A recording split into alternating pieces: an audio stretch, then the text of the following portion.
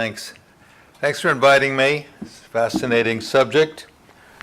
Laymen and amateur economists have the intuition that an injection of robots into a country's economy will lead employers to cut jobs or cut wages or both. And no doubt that's right up to a point. Something has to give. But to my knowledge, professional economists have not embedded robots into any kind of general equilibrium growth model. However that may be, I feel that a multi-sector model within the family of growth models would capture effects that would be missed in a one-sector model. And I'm drawn in particular to the two-sector model derived from the Austrian school. I see an Austrian opposite from me, a former student, so he can check my Austrian work. The characteristic of that model is that consumer goods, such as listening at home to music, are produced by capital alone, such as CDs, and capital goods are produced by labor alone.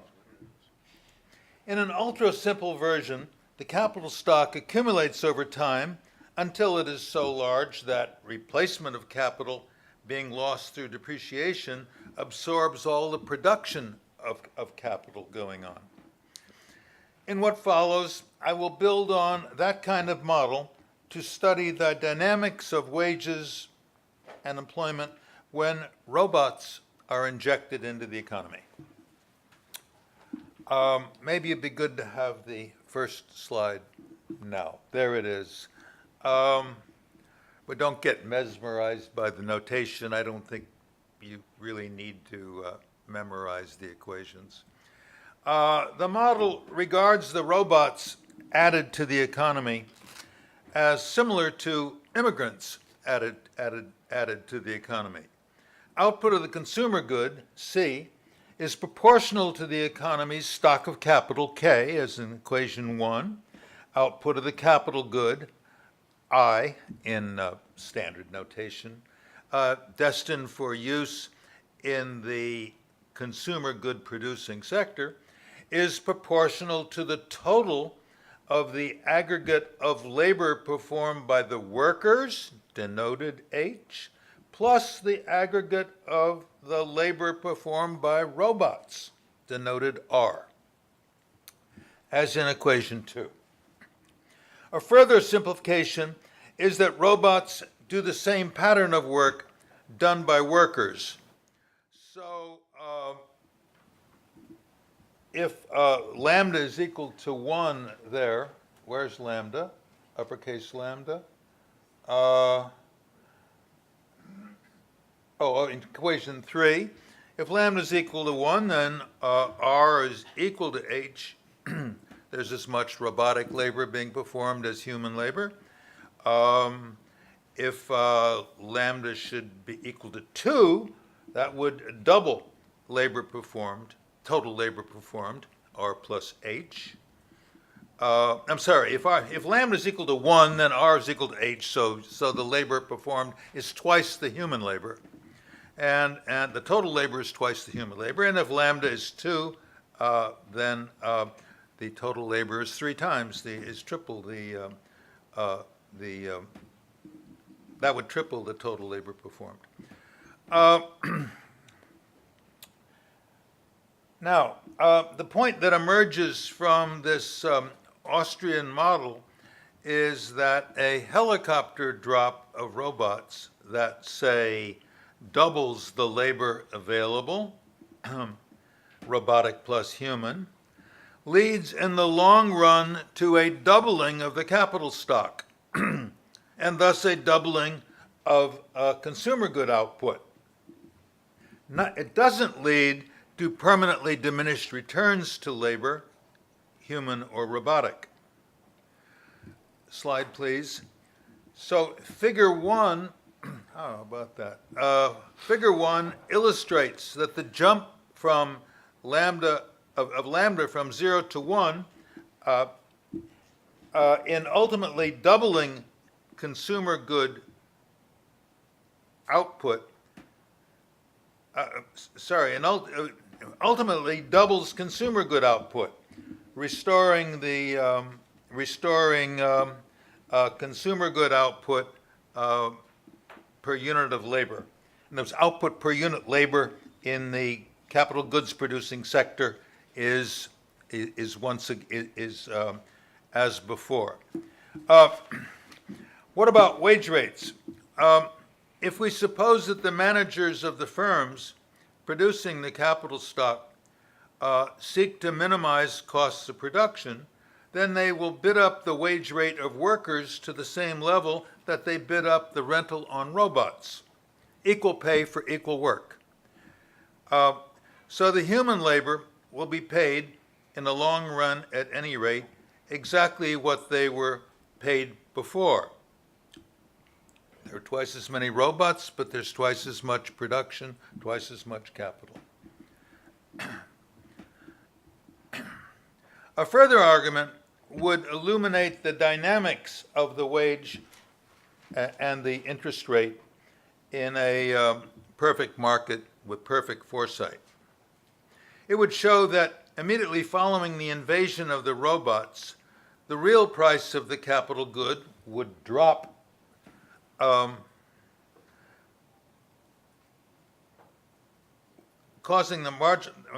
would show that immediately following the invasion of the robots, the real price of the capital good would drop from its original steady state level, causing the marginal value productivity of labor, human and robotic, to drop in the same proportion, and thus causing the real hourly pay rate for that labor to drop below its steady state level. That's what everybody thinks about. They think about the initial drop in the real wage. But with the ensuing capital formation that's induced, this real pay rate gradually recovers to a steady state level that is exactly equal to the original steady state. In terms of prices, Figure 2, slide please, Figure 2 illustrates that story. The real price of the capital good drops from point A to point B, then climbs along the saddle path back to its previous steady state level. It is now pretty clear that if the economy were to be subjected to a rather rapid succession of robots, month after month or year after year, entering a rapid succession of robots entering the capital goods producing sector, the pay rate for labor would tend to be suspended at some steady level between the bottom it hit at first, in previous story, and the level before the robots started streaming in. So you'd have a different kind of steady state that's somewhere between the two steady states I was talking about before. From this perspective, the story of repetitive injections of robots is a less happy story than the earlier story. But these models are too pessimistic. The contribution of robots to the production of the capital good need not be additive, as if you were just adding more workers. Very possibly, robots could interact with the humans in such a way as to multiply the marginal productivity possessed by the humans. I can make some preliminary comments on this alternative model. Robots assisting the workers can help to raise the pay rate of the workers, just as we would not expect internal possession of new human powers to be anything but good. How can that not be good, that the robots makes the humans more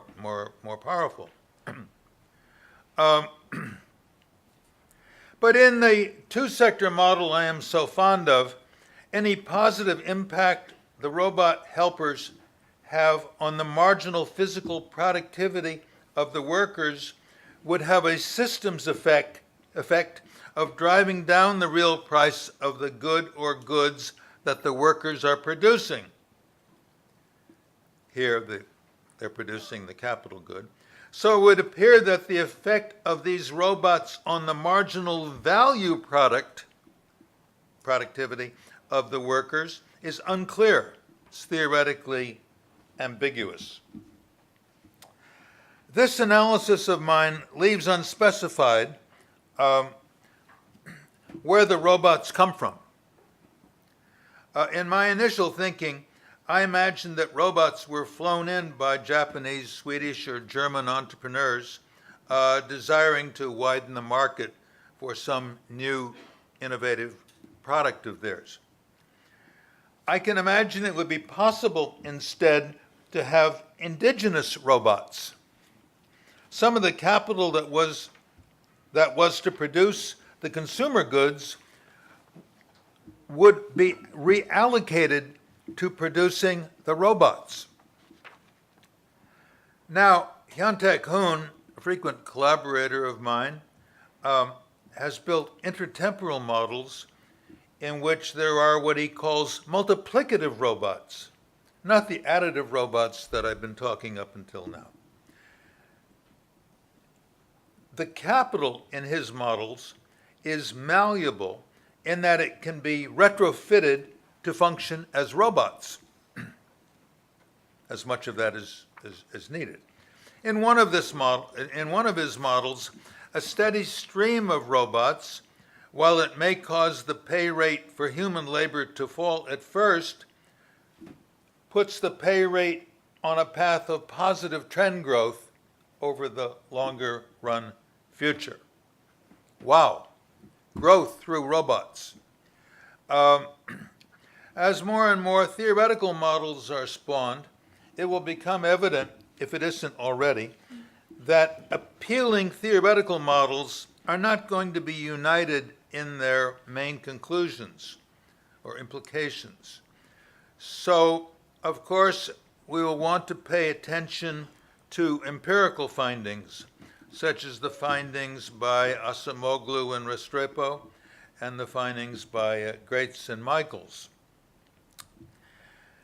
Yet, these empirical findings, these empirical investigations haven't reached the same conclusions on wages. 2 points by way of final message. A point that is very important, I think, is that, this is inspired by thoughts about all this empirical work that has been going on. A point that is very important is that pools of people not participating in the labor force that we see these days are not being drained. Those pools are not being drained at anything like a satisfactory rate because, in my opinion, there is so little innovation going on these days that would open up jobs in the economy. In the Great Depression, the Okies, dispossessed, saw that they could find jobs being created in California. The American economy was extremely innovative, not just in the 20s and earlier, but also in the 30s. So there was a place for people who lose their jobs to go. Now California is not creating new jobs at anything like that pace. It needs to be more innovative to soak up technological unemployment, paradoxically. My last point is, I don't want to end without also insisting to you that in today's high-income economies, employment is crucial. mainly because people need to get out in the world, much of which is business. And they need to exercise their imagination and their creativity in that world. Whether wage rates are 5% higher because of innovation or 5% lower because of innovation seems to me not to be of paramount importance. What has come to be hugely important, I think, to people is the sense of success, of seeing your ship come in. From this modern perspective, involvement in innovating is a necessity for a good life. So we ought to be careful that our findings are not framed in a way that might jeopardize innovation. Thank you.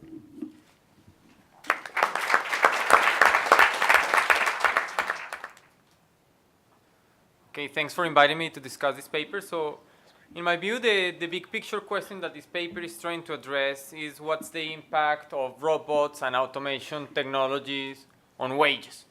So of course we all care about it, and this has already been discussed. We want to know whether these tasks, these occupations that have a high share of tasks that can be machine learnable, what's going to happen to wages in those occupations. That's what we're after, right? So before jumping to the theory, let me first start by discussing the evidence, which Professor Phelps already alluded to. So what's the evidence? I think that the problem with the existing evidence is that it's highly context specific, and that we're still trying to understand what are empirically the implications of automation technologies for wages. So there's some research, I've done some research with Arona Semoglu, where we find that in the US, the adoption of industrial robots is associated with a decline in wages, but that might not hold in other countries, or that might be different for other types of technologies. So again, like the evidence seems to be highly context specific, seems to depend on demographics, for instance, on whether a country is aging or not. I would expect the impact of automation to be very different in Japan, where labor is scarce, than from the US, where labor perhaps is not as scarce. So you have to think about that. So given the lack of satisfactory evidence, perhaps we have to turn to theory to try to understand what are the implications of technology and automation in particular for wages, and maybe theory can point us in the right direction. And this is what I see is the attempt of this paper that we just saw. And this paper, like many other papers in the literature, shares a common prediction. The key prediction is that it's easy, well, not easy, but you can generate falls in wages in the short term, but over the long run, the economy is going to start adjusting all forms of capital or forms of production, and essentially wages are not going to go down over the long run. So that seems to be a prediction coming from this model, but it's also a prediction when you go to task-based frameworks, when you can have technology increasing the share of tasks that can be produced with robots, that can also reduce wages in the short run, but in the long run, because labor is going to be the only inelastic factor in the economy, labor is going to get all of these productivity gains. Okay? So I want to discuss today, I want to unpack the mechanism behind this result in our models, because I think it's an important result. All of our models are telling us if you're worried about robots reducing wages, you shouldn't be worried about that, because in all of our models that's never happening. So I want to unpack what's going on. But before I do that, I also want to discuss that perhaps wages is not the only thing that we should be looking at. There are other interesting outcomes. For instance, wage inequality. We not only care about the level of wages, but also about particular groups that are being affected by robots, and that's going to determine whether we want to tax robots or not. We're going to learn more about that tomorrow, I think. So we also want to think, for instance, about the labor share. Robots might be causing wages to increase, but wages are going to be increasing by less than output per worker. So that means that the labor share is going down. So maybe wages, yes, they're going up, but not as much as productivity. That can create redistributive tensions between the owners of capital and all of us, the owners of labor. So we also want to think about implications for the labor share. And we also want to think about implications for employment, hours worked. So in some sense, looking at wages is not sufficient. We want to understand how automation technologies are impacting all of these dimensions of labor markets. So now let me go to the model, because I think it's important to understand why are all of our economic models sharing this prediction that in the long run, all forms of technology or all types of robots are always going to increase wages. So in the short run, what's happening in many of these models is that there's some source of decreasing returns. So initially, I get a bunch of robots. Robots can produce a lot of capital. I have a lot of capital, not many uses for this capital. So the marginal value of this capital is going down. That's going to put downward pressure on wages. That's the key mechanism that's happening in this particular model, and that's happening in many other models studied in the literature. What's happening in the long run, like I mentioned before, all factors of production are going to adjust. So in our models, we typically have capital that is being accumulated by households. But of course, because you can produce capital, in the long run, the price of capital is going to be fixed. The implication is that labor is the only inelastic factor in many of our economic models. So labor is going to get all of the productivity gains from technology. So let me make this point first, illustrate these points first using the model that Professor Phelps just introduced, and then I want to make a more general point about it. So let's go to his model. So in his model, he essentially has robots and labor, and robots and labor are perfect substitutes in the aggregate. Of course, you can do models where robots and labor are perfect substitutes at the task level or complement each other in some sense, but here he's making the more stark assumption that they're substitutes in the aggregate. And what he's having is that the number of robots increases from R to R prime. Why is the number of robots increasing? Well, we just saw one explanation. Maybe Japan is getting older, maybe Germany is getting older, and as a result, they're developing all of these technologies, and now they're bringing them to the US to widen their markets. So we're getting this exogenous inflow of robots in the US. What's the first thing that's going to happen? We're going to produce more capital. And again, because we don't have many uses for capital, that's going to push down the price of capital, and it's going to push down the price of labor. But over time, we have to reproduce, we have to compensate for the depreciation that that capital generates, and so we have to produce more. That brings us back to point A prime. So essentially, capital increases, and in the long run, nothing happens to the price of capital, which means that nothing happens to wages. So again, the key mechanism here is that in the long run, everything but labor is elastic. Everything is adjusting. So let me call this property an elastic economy. So an elastic economy is one economy where everything but labor adjusts in the long run. So what's the first important thing that we need to keep in mind? I have this expression up there, and this is an expression that holds for every competitive economy. Every time that you have a competitive economy, the gains in TFP have to accrue to some factors. The increase in TFP are always going to be equal to the share of labor times the increase in wages, the share of robots times the increase in the price of robots, and the summation of the share of all other factors of production that might be in the back times their price. So that's an identity that always holds in a competitive market. Now, let's think about the conceptual exercise that this paper is doing. This paper has an exercise where they're helicoptering robots. So they're increasing the supply of robots. What's that going to do? Well, TFP is going to remain unchanged. So the left-hand side of that equation doesn't change. But the price of robots is going to go down. If all other factors of production, the summation term, adjust in a way such that their price doesn't change over the long run, then you can conclude from that that the price of labor must go up. Right? If the price of robots goes down, the price of labor must go up. So that's the logic of many of these models. Now, you can also think instead of helicoptering robots, what's happening if there's a change in technology? Or perhaps we get better at AI, and now we can use capital to produce tasks that were previously performed by labor.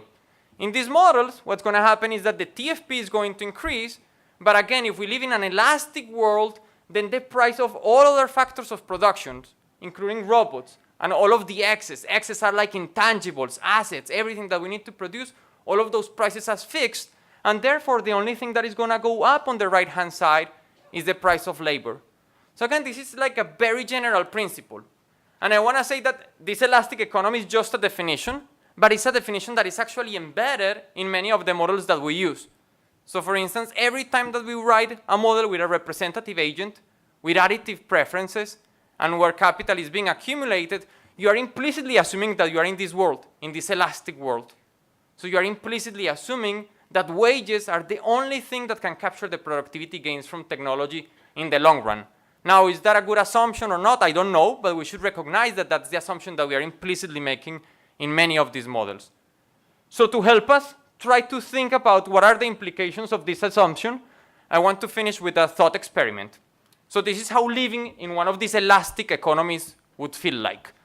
So imagine that a new technology is developed, that automates 99% of the human tasks. Okay, so everything but pushing a button. So the only thing that you have to do is wake up in the morning and push a button, right? So initially, in the short run, of course, they're not going to pay you a lot to push a button, because one person can push essentially all the buttons that need to be pushed, and therefore that's going to create marginal diminishing returns to labor or to pushing buttons, and that's going to reduce wages. Now, what happens in the elastic economy? In the elastic economy, over time, we're going to start building a factory for each of us to press a button. So elastic economy is the very stark assumption that in the long run, we're going to have 6 billion factories so that each of us can press a button in the morning, and therefore our wages are not going down. So I just want to illustrate this because this is the assumption that our models implicitly make, that everything is going to expand and that therefore wages are going to capture those productivity gains in the long run. Let me connect this to something else. How would a tax cut on capital look on a very elastic economy? It would generate tremendous gains in wages. So again, these questions are connected. So if you believe that tax cuts cannot create big wages increases, you should also be worried about robots potentially reducing wages.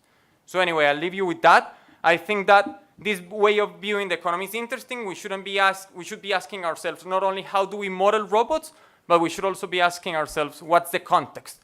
Is our economy elastic? How elastic is it? How long does it take for the economy to experience this type of adjustment? And what can policy do to facilitate investment in all of these complementary factors that need to expand in order to get wages to increase? Thank you.